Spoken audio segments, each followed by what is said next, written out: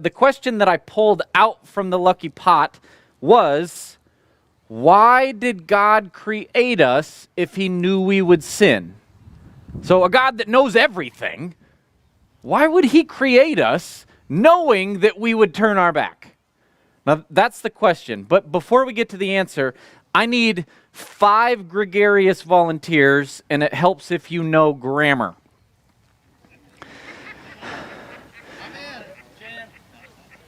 And here's the thing. I need 5 of you, and part of it is I will get you a gift card somewhere. I don't know what it is. You can weigh in on what it is.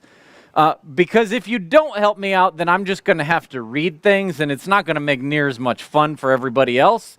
But you acting funny in front of other people, think maybe a little bit of charades, maybe? Come on, 5 of you. Just stand up and walk up here. I need 5, and I'm going to give you time to figure out what you're going to... I have a sheet of paper that has things.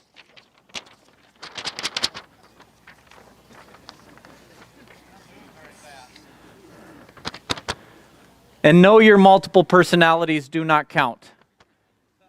Only ours on stage. Did you catch it? Ours on stage? No, you didn't. Come on.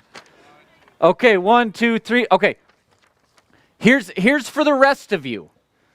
Those of you helping, pause right here. I'm going to talk to you in 1 second. No, you can scoot over. For everybody else, you have to turn to your neighbor and you have to answer the question, why did God create us if he knew that we would screw it all up?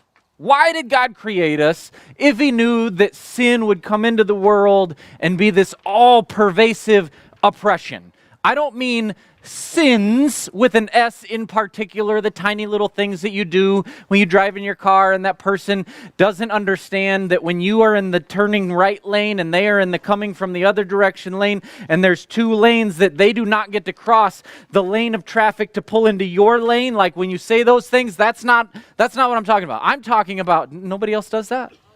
Yeah. So you know that when you turn right, that right lane is yours. And when you are turning left from the other direction, the left lane is yours, not the right lane. It's not okay.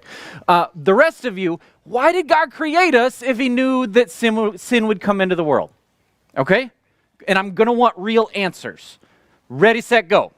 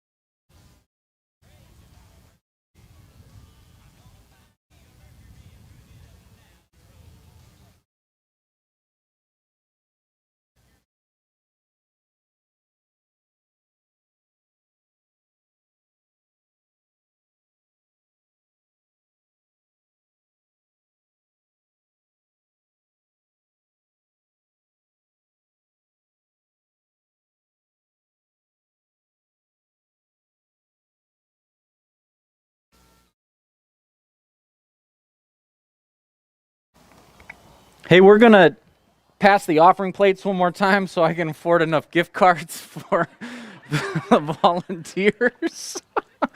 And you guys, if you want, you can go in the shade or somewhere too. Sam, you know what to do. Like over by that tree or inside or whatever. Okay, what do you got? Tell me what you hear, what you know.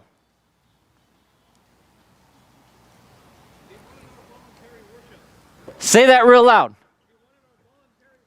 He wanted our voluntary worship.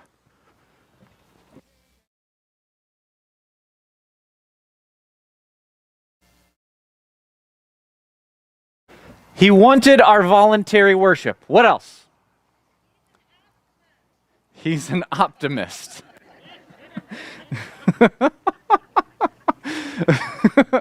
Can you have optimism or pessimism if you know everything? Maybe he's an optimist and a pessimist. What else? Why did God create us? Wanted to be praised. Say that real loud. Wanted to be praised. Wanted to be praised. Allows him to be allows him completeness. You complete me. What?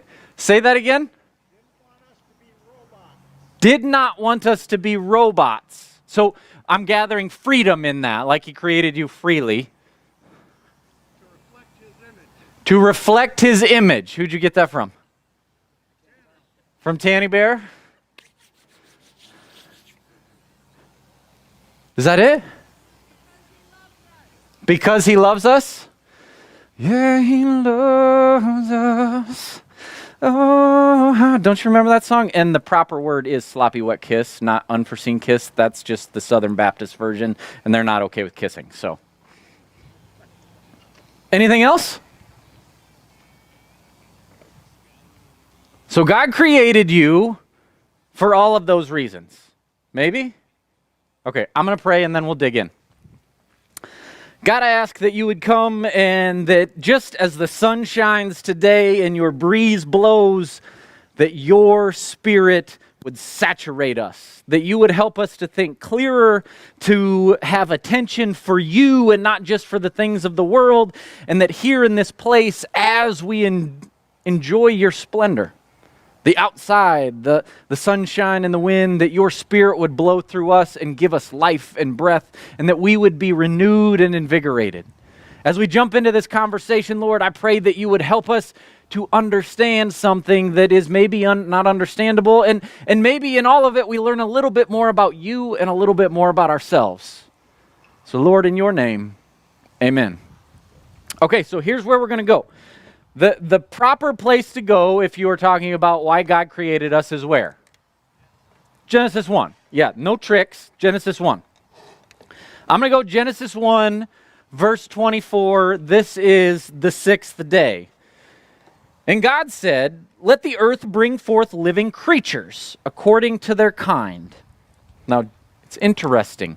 Let the earth, the dirt, bring forth the creatures.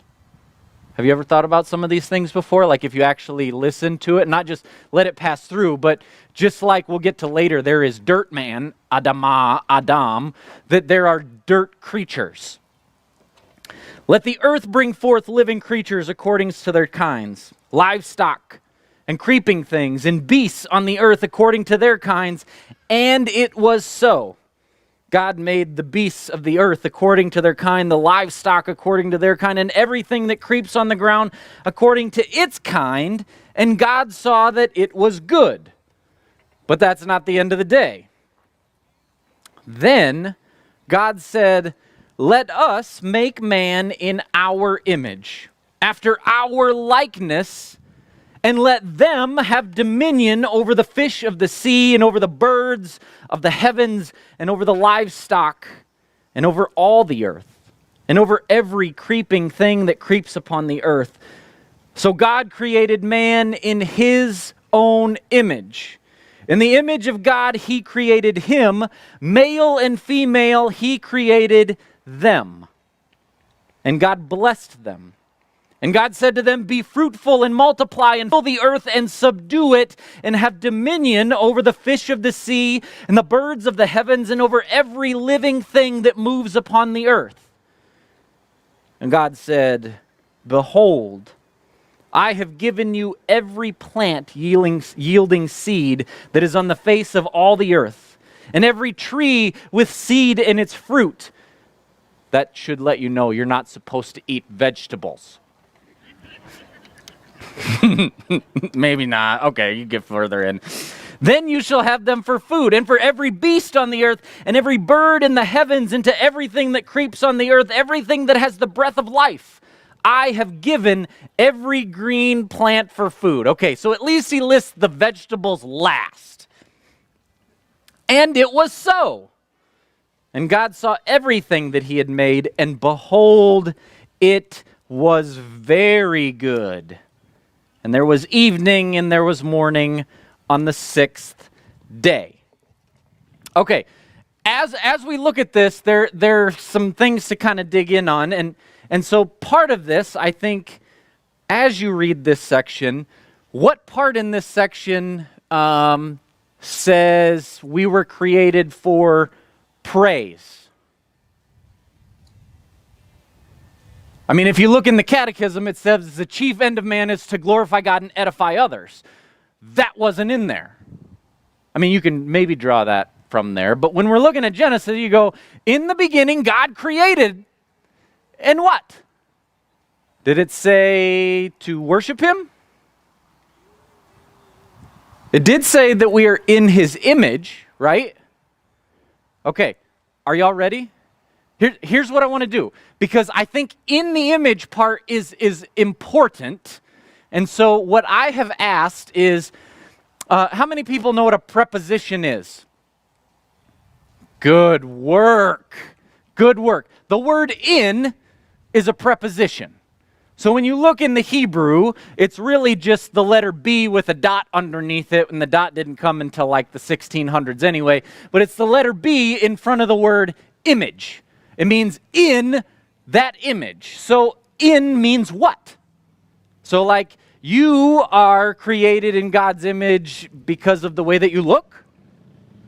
You were created in God's image because of the way that you act.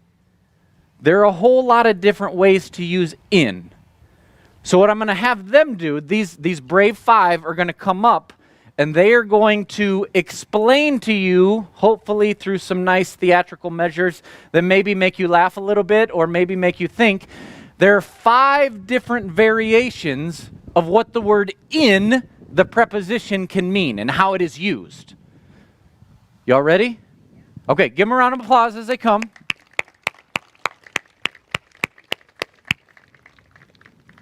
And then you have to pay attention. And Craig, you may want to turn up the Bob Barker mic in front of you, because I think they're going to talk. Are y'all going to talk? Some talks? Okay. Start with number 1. Okay, this is the first one. Come. Yeah. Come in. Here, I'm moving so y'all can be on the camera. And you got to talk really loud when you talk.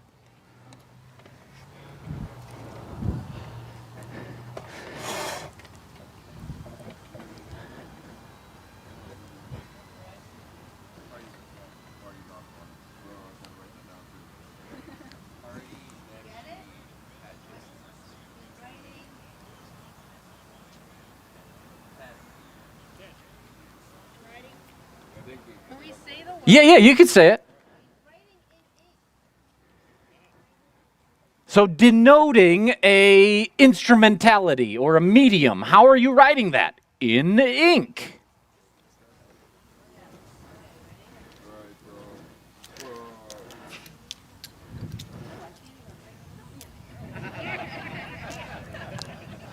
They took the sticks and they broke them in pieces, denoting some sort of circumstance or qualification.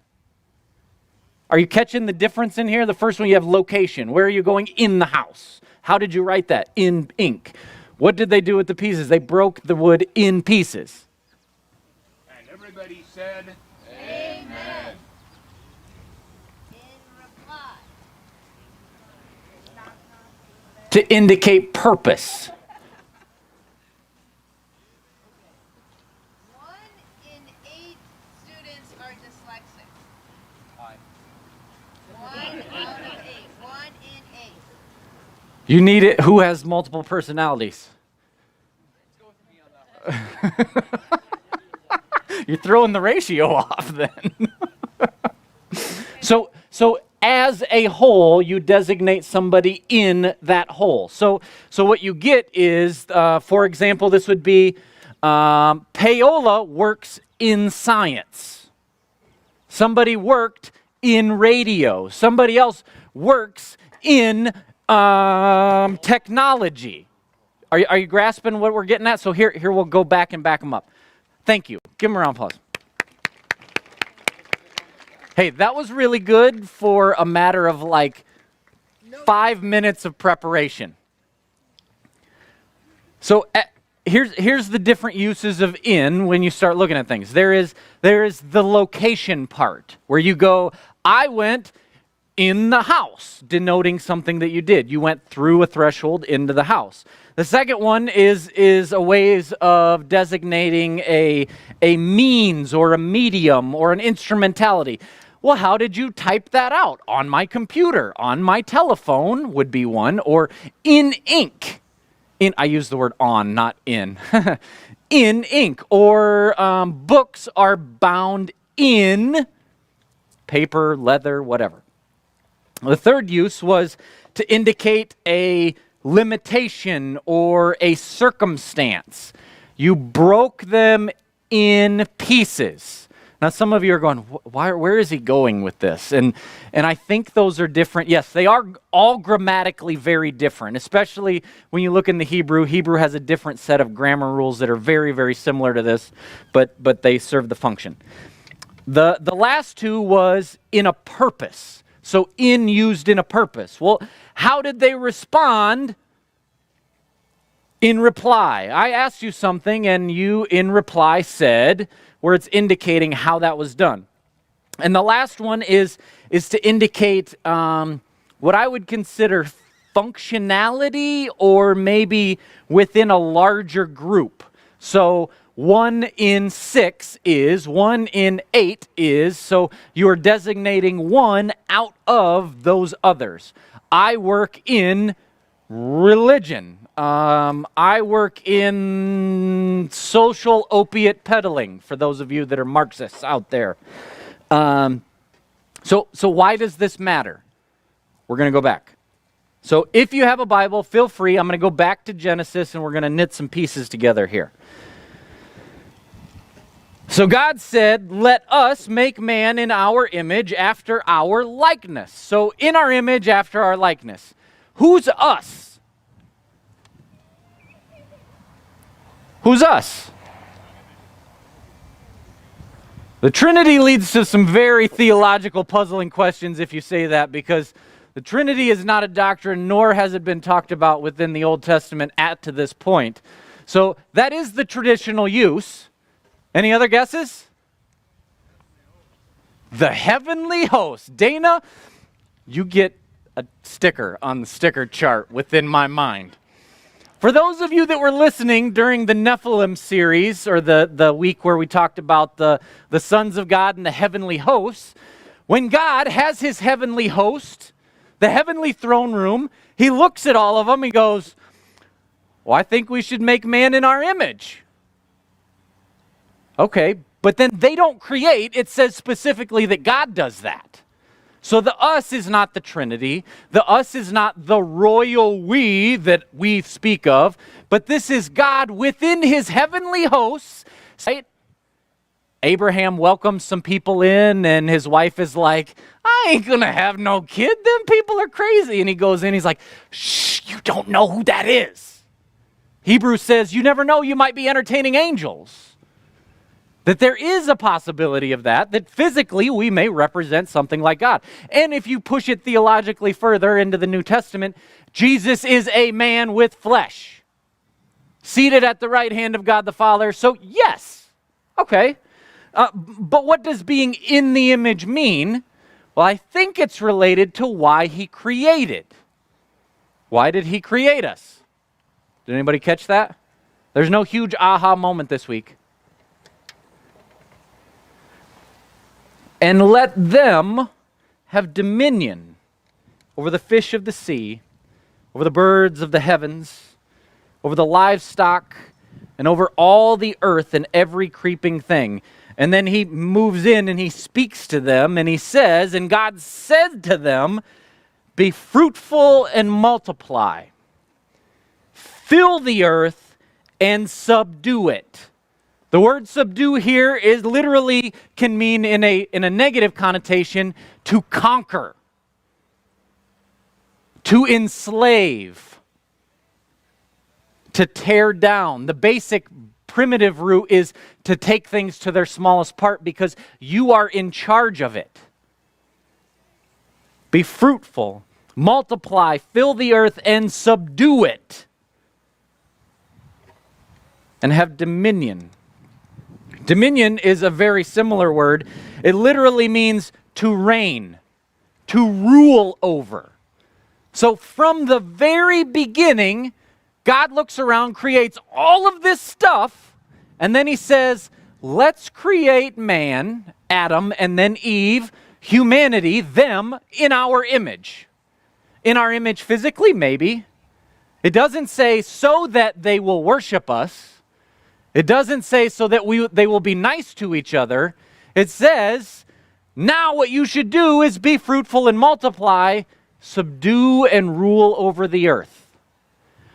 The Creator God that rules and reigns over all things says, how do I take us and say to you all, multiply, create, and do what else? Rule and reign over all that I've provided. Now this is going to creep some of you out. Be like little gods on the face of the earth. Be like me in the heavenly realms right here, right now. Adam, Eve, this is all yours. Fill it. Create just like I did. Rule over all of it just like I do. Represent me to absolutely everything that has been created. That's why he created you. Why was humanity created? To rule and reign and multiply over the earth. How does in work in there? In as a function. So not just as a thing, but in, let's see here, which one was that? Was that the last one? As part of the whole. I want you, created in my image, to rule and reign over all of these things. Your function, and this is honestly, if you really push the whole beginning Genesis narrative, almost all of it is about it's not about science. There was no science invented when these things were around. So when you take your modern Western world and impose it back, you will read it wrong.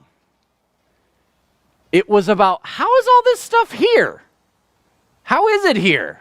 How does that thing work? What does this thing come from? Well, what were the basic elemental ideas during that time? Well, there was air, and there was water, and there was ground, right?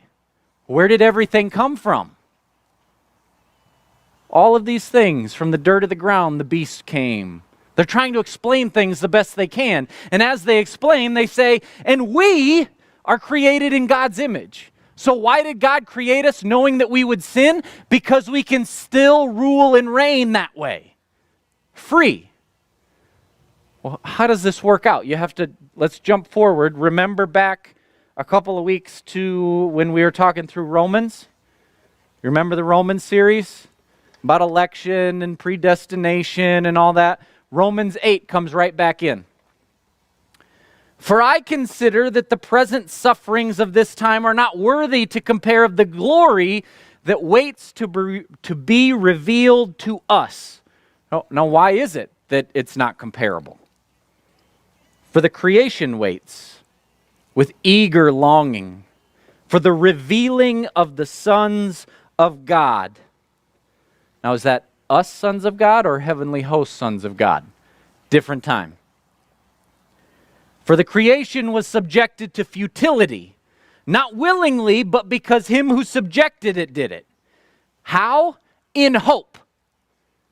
In hope that the creation itself will be set free from its bondage and corruption and obtain. Obtain what? The freedom of the glory of the children of God. That you would bring forth the freedom of everything on the earth. For we know that the whole creation has been groaning together in the pains of childbirth until now. And not only the creation, but we ourselves, the ones who have the first fruits of the Spirit, we groan. Why do we groan? We groan as we eagerly await our adoption as sons and the redemption of our bodies. Remember, this is the future state when all things are put in order. For in this hope we were saved. Now, hope that is seen is not hope. for who hopes in what they see. But we hope in what we do not see, and with it we have patience. And likewise, the question here is, as we hope, the Spirit helps us in our weakness. For we don't know what to pray as we ought, and the Spirit intercedes with us, groanings too deep for words. The one who searches the hearts knows the mind of the Spirit, because the Spirit intercedes for the saints. And we know that those who love God, all things work together for good. And for those who are called according to His purpose, what is His purpose?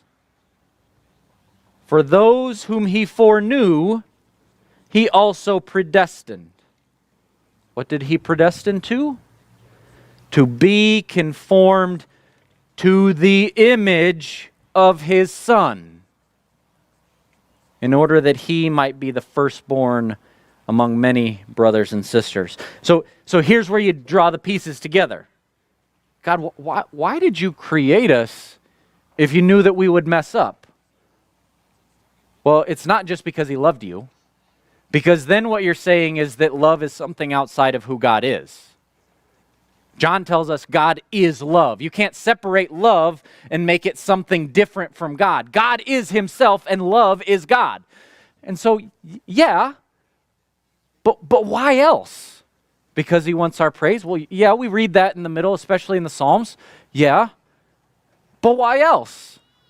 Because for Him, His image is creator and ruler over all things.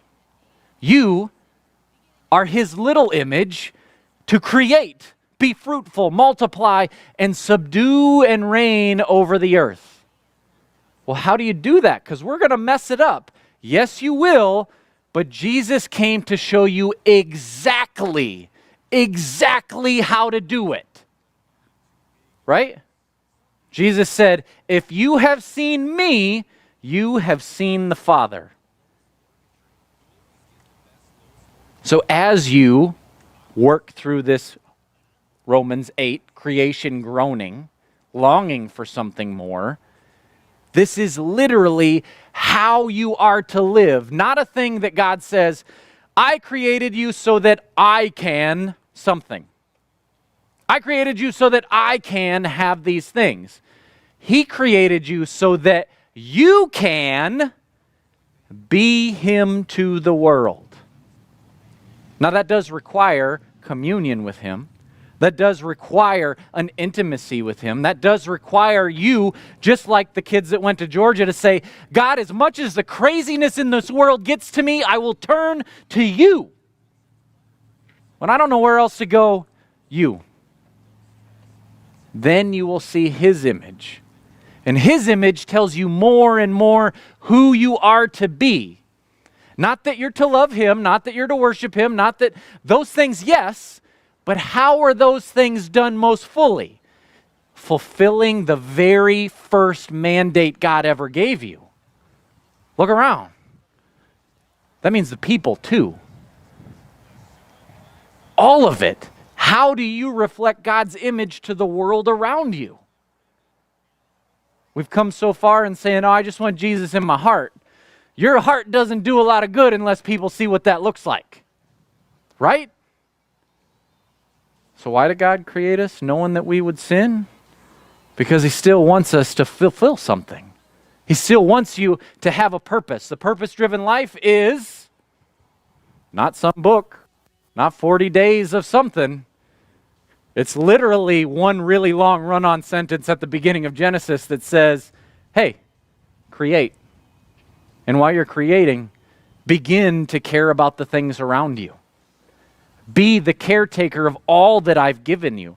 Not just this tiny little bubble in Eden, because He gives them Eden next, but all of it. That's why. If you're not satisfied, I'm sorry. Too bad. Very good question. I'm going to pray, and the band can come up. And anyone that has other questions, email them. We got a few weeks left of the LuckyPot, and I think the questions are getting down there. So feel free. Soon as you're done with the band up here and everything, text me some questions, send them an email. We'll do it. Okay. God, I ask.